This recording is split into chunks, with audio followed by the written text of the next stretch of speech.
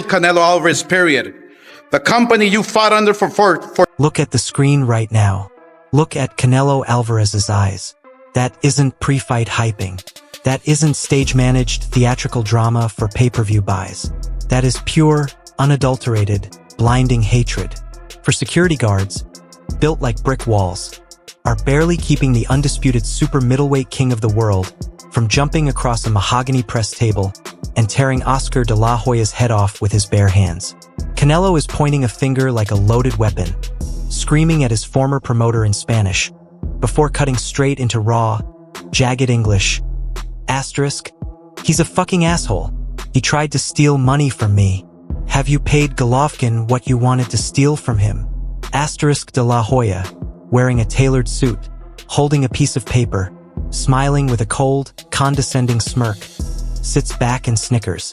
But underneath that polished golden boy exterior, everybody in that room in Las Vegas knew the truth. Boxing's most lucrative, most legendary partnership hadn't just broken down. It had degenerated into a public war zone. For 10 years, these two men were the twin pillars of Mexican boxing royalty. Oscar was the master mentor, the six-division legend who opened the golden gates of North American pay-per-view. Canelo was his crown jewel, the red-headed prodigy groomed to inherit a billion-dollar empire. Together, they conquered the sport, filled arenas, and generated hundreds of millions of dollars. So how in the world did we get here? How did a relationship that started like a Hollywood fairy tale end with multi-million-dollar federal lawsuits, accusations of outright theft, backstabbing, addiction, and new viral footage showing them on the absolute brink of a fistfight in front of global media cameras? Today, we are opening the vault and breaking down the entire, uncensored story behind the bitterest feud in combat sports history. Grab your seat, lock in, and do not look away for a single second, because the truth behind the Canelo versus Oscar fallout is nastier, darker, and far more shocking than anyone ever realized. To understand why Canelo Alvarez was ready to assault Oscar de la Hoya on a stage in Las Vegas, you have to go back to where the romance was born and realize just how deeply these two men were once intertwined. It was 2010. Oscar de la Hoya was transitioning from his Hall of Fame fighting career into the most powerful promotional executive in combat sports. His company, Golden Boy Promotions, held a monopoly on American boxing pay-per-views. But Oscar had a problem. He was aging out. The fans who had bought millions of pay-per-views for the Golden Boy were looking for the next star. Oscar didn't just need another fighter on his roster. He needed an heir to his throne. Down in Guadalajara, Jalisco, a 19-year-old kid with pale skin, freckles, and fiery red hair was knocking grown men unconscious in drafty Mexican arenas. His name was Saul Alvarez, but everyone called him Canelo. He didn't look like a traditional Mexican warrior, but when he stepped into the ring, he fought with a terrifying, calculated savagery that made hard-nosed gym veterans sit up and take notice. Oscar flew to Mexico, saw the kid fight, and immediately smelled green. He saw a gold mine. The pitch was simple. Golden Boy Promotions would give Canelo the American platform, the HBO dates, and the Hollywood machine. In return, Canelo would carry the Golden Boy banner into the next decade. For the first few years, the partnership was poetry in motion. Oscar treated Canelo like a younger brother or even a son. He walked him into press conferences, sat beside him at radio interviews, and taught him how to handle the bright lights of Las Vegas. Oscar was the charismatic face who spoke fluent English to American executives, while Canelo was the quiet, lethal assassin delivering highlight reel knockouts inside the squared circle. By 2013, Canelo was 42-0. Golden Boy had built him into a legitimate attraction in Texas and California. But then came the turning point that planted the very first seeds of distrust between the young champion and his promoter. In September 2013, Golden Boy finalized a massive super fight, Canelo Alvarez versus Floyd "Money" Mayweather Jr. At the time, Canelo was only 23 years old. Inside Canelo's inner circle, led by his lifelong trainer and father figure, Eddie Reynoso, there were serious reservations. Was Canelo ready for the defensive genius of Floyd Mayweather? Was it too early? Oscar pushed the fight hard.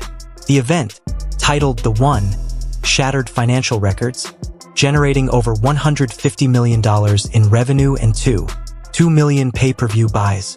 But on fight night, Mayweather put on a masterclass, outboxing the inexperienced Mexican prodigy over 12 rounds.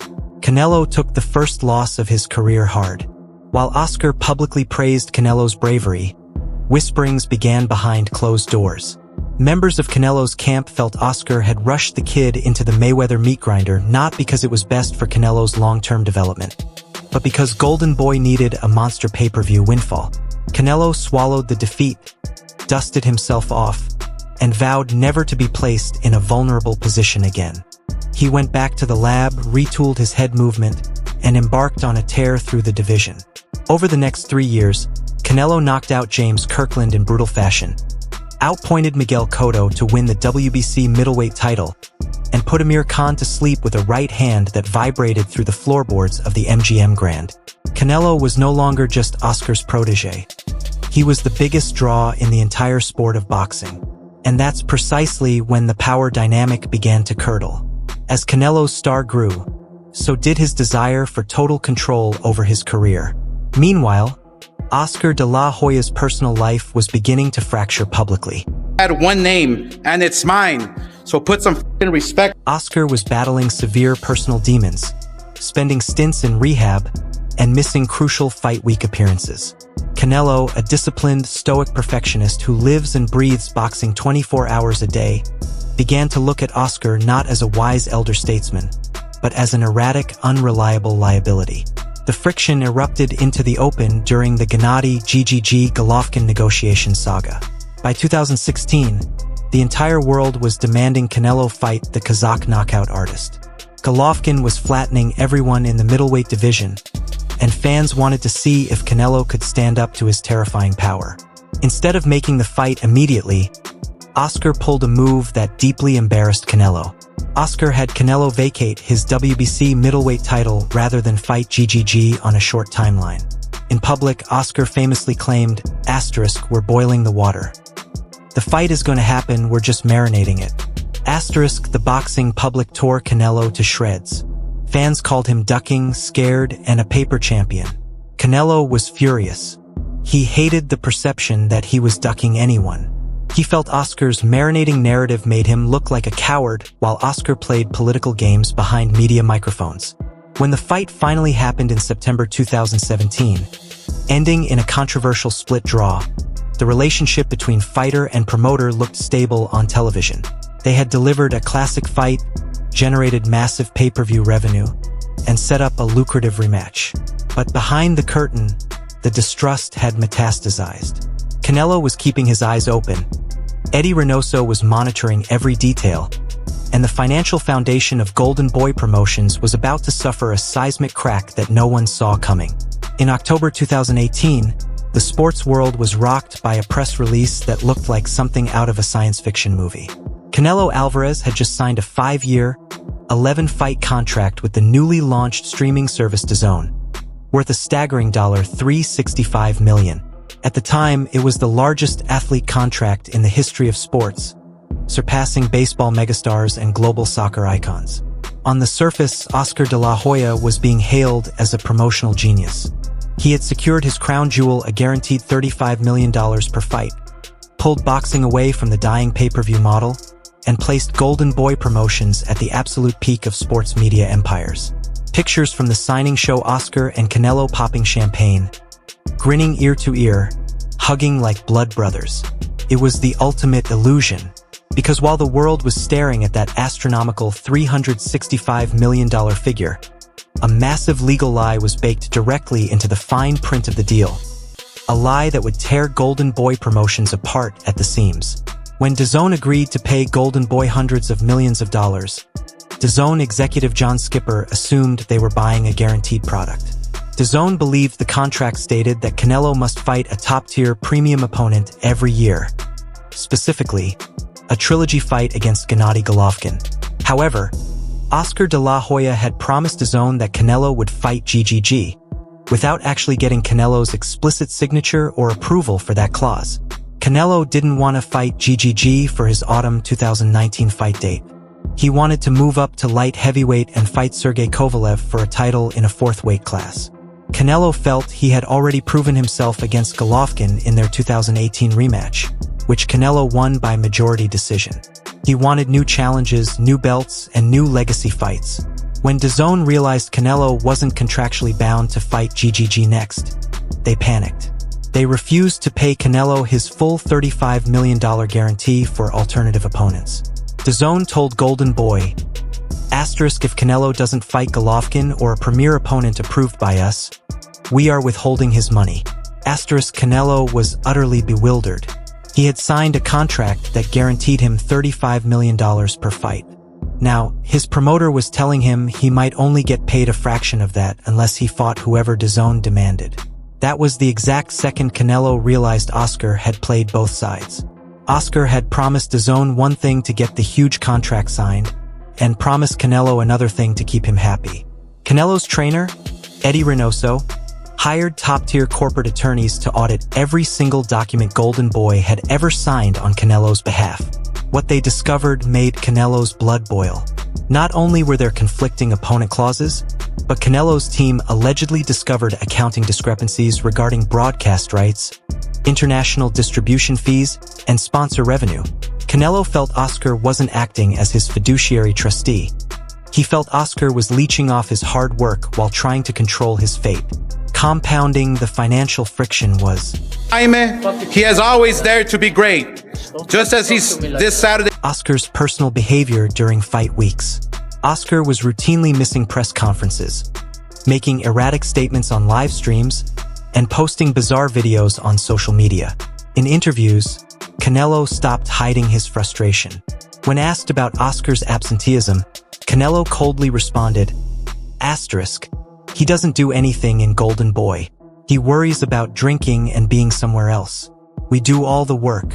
In September 2020, the hammer dropped. Canelo Alvarez filed an explosive federal lawsuit in California against Golden Boy Promotions, Oscar de la Hoya, and Dazn, alleging breach of contract, fraud, and intentional interference. Canelo wasn't just asking for damages. He wanted his immediate freedom. He wanted to walk away from the biggest contract in sports history just to get away from Oscar de la Hoya. The boxing industry was paralyzed. A lawsuit of this magnitude threatened to freeze Canelo's prime for years in court appeals. But Canelo refused to back down. He was willing to sit out, forfeit tens of millions of dollars, and fight to the bitter end in court to cut ties with Golden Boy.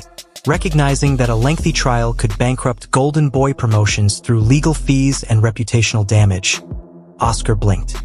In November 2020, a formal release was negotiated.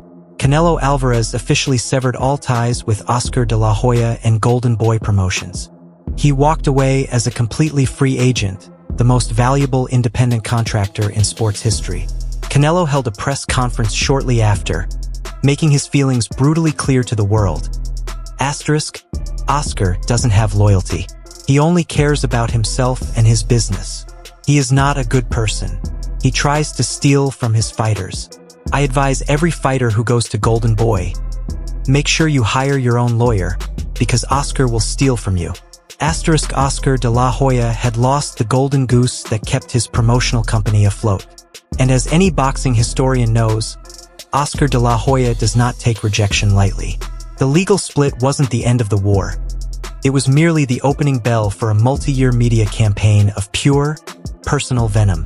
Once Canelo Alvarez gained his freedom in late 2020, he proved to the entire world that he didn't need Golden Boy Promotions to be the king of boxing.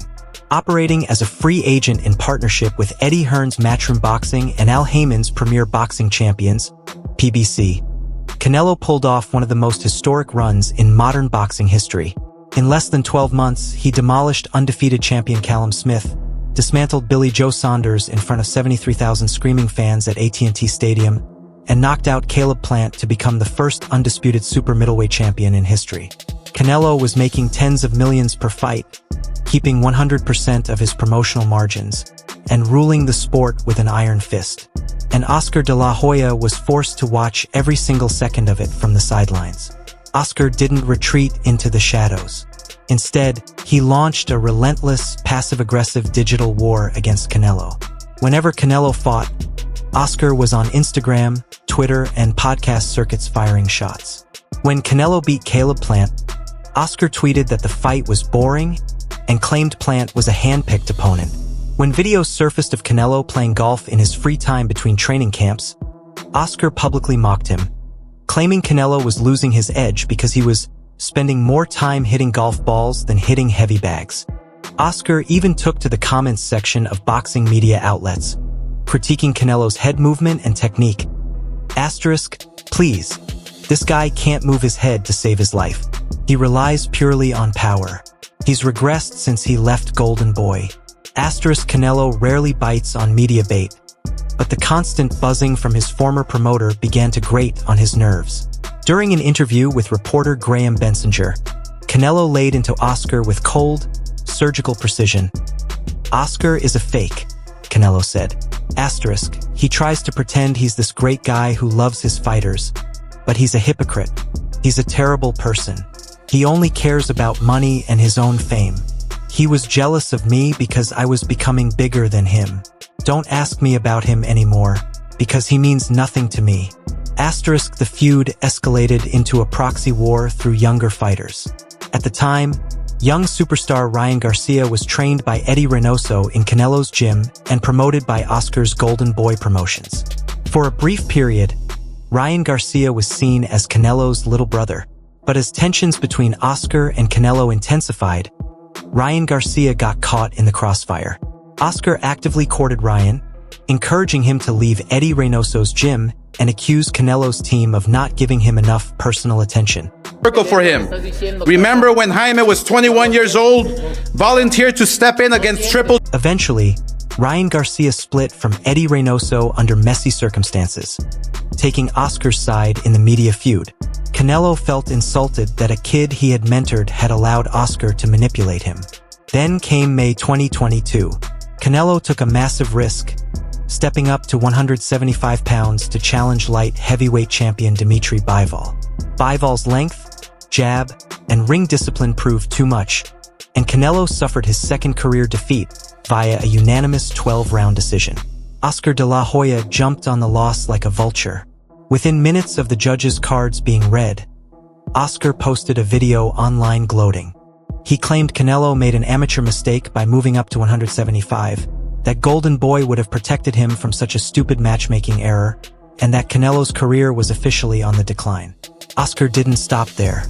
He began dropping hints in interviews that he was considering coming out of retirement at age 50 specifically to fight Canelo. I know how to beat him, Oscar bragged to media outlets. Asterisk, I built him. I know all his flaws. I'd knock him out. Asterisk, to boxing fans, it was clear that Oscar couldn't stand the fact that Canelo had achieved ultimate financial and promotional independence. Oscar felt he was the architect who had built the empire, while Canelo felt Oscar was a leech who had tried to skim off his blood, sweat, and tears. For 3 straight years, this Cold War simmered beneath the surface of the boxing world. Promoters made sure to keep their paths from crossing at major industry events. Security teams were briefed never to put them in the same green room. But in boxing, money always dictates reality. And in May 2024, the stars aligned in a way that forced these two bitter enemies into the exact same room, at the exact same table, with live microphones and dozens of television cameras pointed straight at their faces. The explosion was inevitable. May 1st, 2024. The final press conference for Canelo Alvarez versus Jaime Munguia at the MGM Grand in Las Vegas. Jaime Munguia, an undefeated, explosive Mexican contender, was fighting Canelo for all 4 super middleweight belts. But there was one massive, unavoidable detail. Jaime Munguia was co-promoted by Golden Boy Promotions. Because of contractual press conference protocols, Oscar de la Hoya was required to sit at the main dais, just a few feet away from Canelo Alvarez. The atmosphere in the room was suffocating. You could feel the static electricity in the air before a single word was spoken. Oscar de la Hoya stood up, walked to the podium holding a printed sheet of paper, and looked directly toward Canelo. Oscar didn't talk about Munguia's training camp. He didn't break down the matchup. Instead, He fired a nuclear missile live on pay-per-view. Asterisk. I would be remiss if I didn't respond to the man I used to promote. He seems to have trouble remembering who helped him become a true global star. To be clear, I have nothing but respect for Canelo Alvarez as a fighter, but he has spent much of the last 2 months insulting me rather than promoting this fight. So I'll make it easier for him. Yes, I have faced challenges in my life. Yes, I've been to rehab. Yes, there were low points. But that doesn't change the fact that Golden Boy built Canelo Alvarez. Period. The company you fought under for decades has always had one name, and it's mine. So put some fucking respect on it. Asterisk. The press room erupted. Canelo Alvarez's face transformed instantly. The calm, stoic Mexican icon snapped. Canelo stood up from his chair, pushed his microphone back, and lunged toward Oscar. Security guards immediately rushed the stage, throwing their bodies between the two men as Canelo began shouting at the top of his lungs. Asterisk. Eres un pendejo. No escribes nada, idiota. Asterisk. Canelo screamed in Spanish. Asterisk. You don't write anything. You're an imbecile only with an image. Asterisk. Oscar sat back, smirked, and waved his hand dismissively, saying asterisk. Sit down, dude. Sit down. Asterisk. That smirk sent Canelo completely over the edge. Switching straight into English so the global broadcast media could understand every syllable, Canelo unloaded. Asterisk. He tried to steal money, and he's a fucking asshole. That's what I said. He tried to steal from his fighters. Have you paid Golovkin what you wanted to steal from him? If I hadn't brought my lawyers, you would have stolen it. The only thing he does is be a parasite robbing boxers. Whoever is with him, have a lawyer ready, because he's certainly stealing from you. Asterisk. The viral footage spread across TikTok, X, and YouTube like wildfire. Within 2 hours, it had millions of views. It was the most raw, unscripted, terrifying altercation at a boxing press conference in 10 years. Following the press conference, Oscar de la Hoya filed a formal legal cease and desist letter against Canelo Alvarez, claiming defamation. When reporters asked Canelo about the legal threat at the Fight Week hotel, Canelo laughed. Asterisk. Let him send whatever he wants. I don't care about his lawyers. Everything I said is the truth, and he knows it. Asterisk. So where does this feud stand today? When you strip away the corporate suits, the pay-per-view numbers, and the social media posts, this isn't just a business disagreement. This is a tragic story about the toxic nature of fame, power, and betrayal in the brutal sport of boxing. Oscar de la Hoya genuinely believes that without his star power, his promotional backing, and his initial investments, Saul Alvarez would just be another regional fighter from Guadalajara who never broke into the lucrative American market. In Oscar's mind, Canelo owes him eternal gratitude and respect. Canelo Alvarez, on the other hand, believes that his success was built on his own sweat, sacrifice, and discipline inside the ring. In Canelo's mind, Oscar was a parasitic promoter who exploited his talent, lied to network executives, and attempted to pocket millions of dollars that belonged to the fighter taking the physical damage. There will be no handshake. There will be no Hall of Fame reconciliation. These two men will never break bread together again. The viral footage from Las Vegas wasn't a PR stunt. It was the moment the mask slipped off completely, showing the world that even in a sport built on violence, the most dangerous fights don't happen inside the ring. They happen in boardrooms over contracts between men who once called each other family. Now I want to hear from you down in the comments below. Who do you side with in this legendary war? Do you think Oscar de la Hoya truly built Canelo into a global icon? Or was Canelo 100% right to call out Oscar for taking advantage of fighters? Drop your thoughts below, hit that subscribe button, and turn on notifications so you never miss another breakdown on the fight game. Until next time, stay tuned.